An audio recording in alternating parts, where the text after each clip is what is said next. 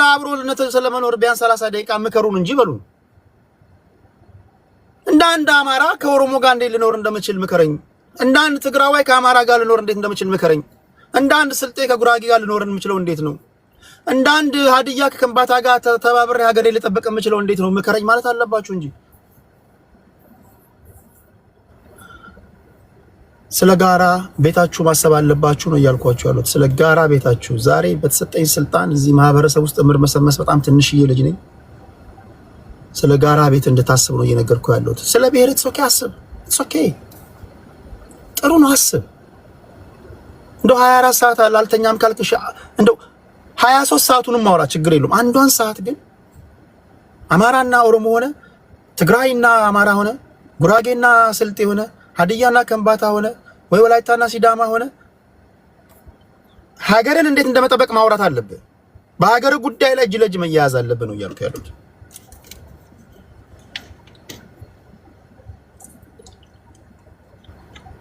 እኔ ብሔርተኛ ብሆን እንደዚህ ነው የምመክራችሁ።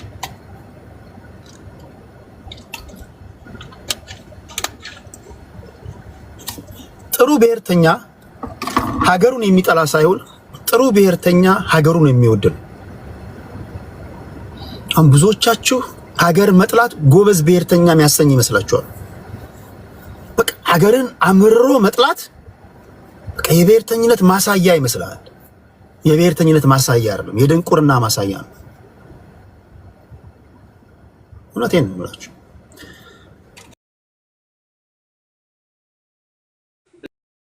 ለምንድን ነው የምትሄደው ሲል ስፒከሩ ያሰማል አንተ እና ካንተ ጋር አይደለም።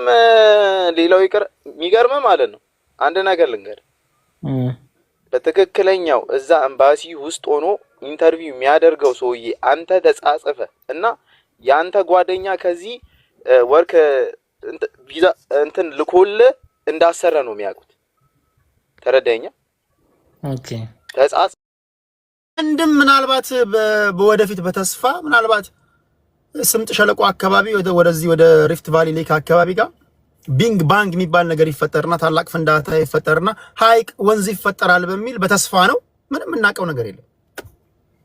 ምንም እናቀው ነገር የለም። ሀይቅ ምናልባት ሊፈጠር ይችላል። ምናቀው ነገር የለም። የምታውቁት ነገር አለ?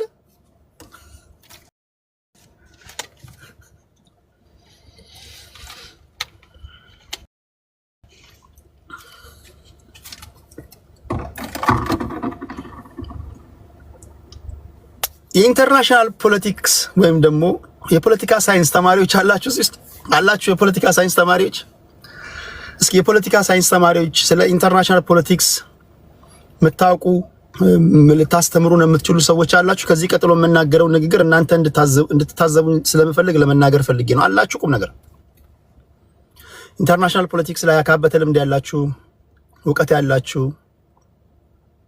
ፖለቲካ ሳይንስ የተማራችሁ ኦኬ አላችሁ፣ ብዙ ሰዎች አላችሁ። ሶ አፍቱ ኬርፉል ኦፍ ማይ ወርድስ ሂር። በጣም መጠንቀቅ አለብን የምናገረው ንግግር። ኖሩም አልኖሩም አም ፕሪቴንዲንግ ላይክ እዚህ ውስጥ ያሉ ሰዎች በሙሉ ኢንተርናሽናል ፖለቲካ ያጠኑ የተማሩ እንደሆኑ ታሳቢ አድርጌ ነው። ሶ ዛት ቴዲ የዘባረቀ ነው እንዳትሉኝ ማለት ነው። በህይወት የምጠላው በሚያውቁ ሰዎች ፊት ዘባራቂ መስሎ መታየት ነው። ኦኬ አሁን ባለንበት ዓለም ሶስት ነገሮች በጣም ኢምፖርታንት ናቸው። ከሶስቱ ሁለቱ እጅግ በጣም ኢምፖርታንት ናቸው። የመጀመሪያው ሚሊተሪ ፓወር ነው። ሁለተኛው ዌልዝ ነው። ሶስተኛው ነምበር ኦፍ ፖፑሌሽን ነው።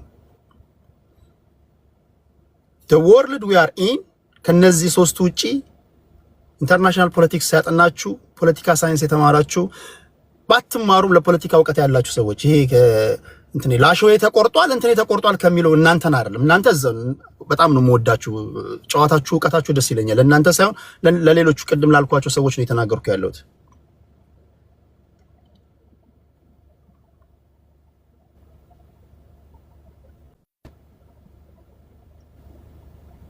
1888 ላይ ጫቁላስ የተባለ የኛ ብሔር ተወላጅ ላሾ ተቆርጧል እንበቀላለን እያልክ እያልክ አሁን የምናገረው ንግግር አይገባም ለእናንተ። የሚገባቸው ግን ይገባቸዋል። ስለዚህ እነዚህ ሶስቱ ነገሮች ቬሪ ኢምፖርታንት ናቸው።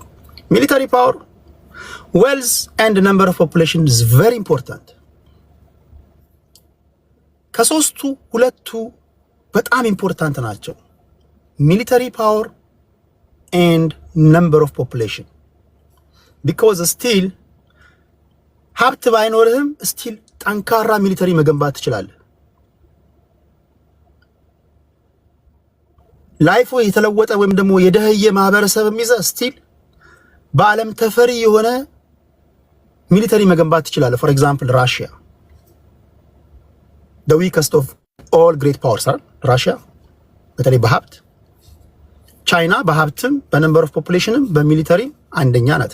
አሜሪካ ጋር በትመጣ በነምበር ኦፍ ፖፑሌሽንም በዌልዝም በሚሊተሪም የተሳካለት ናት። እንደ ኢትዮጵያ ባሉ ሀገሮች ጋር ስትመጣ አሁን ባለህበት ዓለም እኔ አንድ የኤርትራ ዜጋ ተወላጅ ብሆን ወይም አንድ ኤርትራዊ ብሆን ውሎና አዳሬ ኢትዮጵያ ስለምትባል ሀገር ማሰብ ነው። በተቻለ መጠን ፌር ሆኜ ነው የምነግራችሁ። ቢኮዝ እኔ የሪያሊዝም ተማሪ ነኝ። በተቻለ መጠን ፌር ሆኜ ተነትንልሃለሁ። የቁርጡ ቀን ግን ሲመጣ አገለጥብሃለሁ። ኢትዮጵያዊ ነኝ። አሁን ግን ፌር ሆኜ ለሁለቱም ያለውን ነገር ልነግርህ እሞክራለሁ። ስለዚህ እኔ አሁን አንድ ኤርትራዊ ብሆን የመጀመሪያው ነገር ኢትዮጵያ የምትባል ሀገር እንድትከፋፈል እሰራለሁ። በተቻለኝ መጠን ኦሮምኛ ቋንቋ አማራለሁ፣ ትግረኛ ኦብቪየስሊ እናገራለሁ፣ አማርኛ እናገራለሁ። እነዚህን ሶስቱን ብሔሮች አተራምሳቸዋለሁ። ሰላምህን እነሳዋለሁ። ከፈለኩኝ አማራ ፖለቲካ ውስጥ ገባለሁ፣ ከፈለኩኝ ትግራይ ፖለቲካ ውስጥ ገባለሁ፣ ከፈለኩኝ ኦሮሞ ውስጥ ገባለሁ። ለምንድን ነው ይሄን ማደርገው? ቢኮዝ እንደ አንድ ኤርትራዊ ብሆን ይሄን ነው ማደርገው። እነዚህ ኢትዮጵያውያን ከጠነከሩብኝ ብዬ አስባለሁ። ፊታቸውን የሚያዞሩት ወደ እኔ ነው። ይሄ ኢንተርናሽናል ፖለቲክስ ነው። ይሄ ሪያሊዝም ነው። በሪያሊዝም ቲዮሪ ጠንካሮቹ ብቻ ሰርቫይቭ ያደርጋሉ።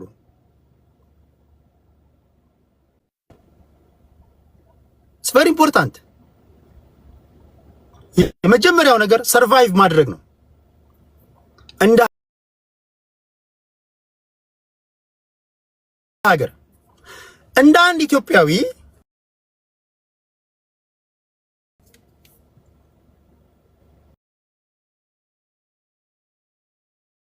እንደ አንድ ደግሞ ኢትዮጵያዊ ደግሞ ብትወስደኝ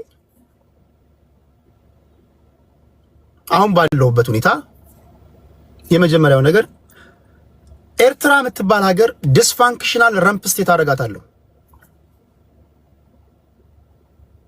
ቋንቋቸውን እንደበላልቃለሁ።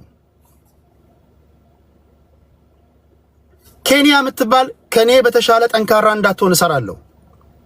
ጅቡቲ የምትባል ሀገር ከኔ በተሻለ እዛው ሪጅኑ ላይ ሄጀሞኒያን እንዳታስጠብቅ እሰራለሁ። ሶማሌ የምትባል በኔ ቁጥጥር ስር እንድትሆን አደርጋለሁ። አቅሙ ባይኖረኝ አስባለሁ። በዓለም አቀፍ ፖለቲካ ላይ እንዲህ ነው ማሰብ ያለብህ።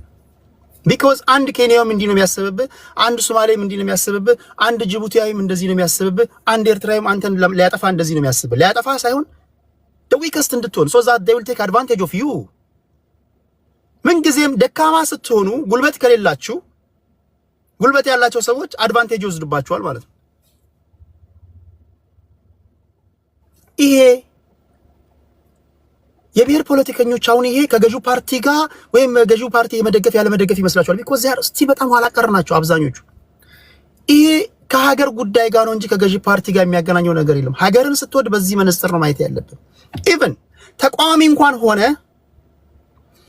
አሁን ያለው መንግስት በዚህ ጉዳይ ላይ ድክመት ካሳየ መጮህ አለበት። አት ዘ ኤንድ ኦፍ ዘ ዴይ ሀገሪቷ ያንተም ስለሆነች ማለት ነው። ጠንካራ መሆን አለብህ። ጠንካራ መሆን አለብህ።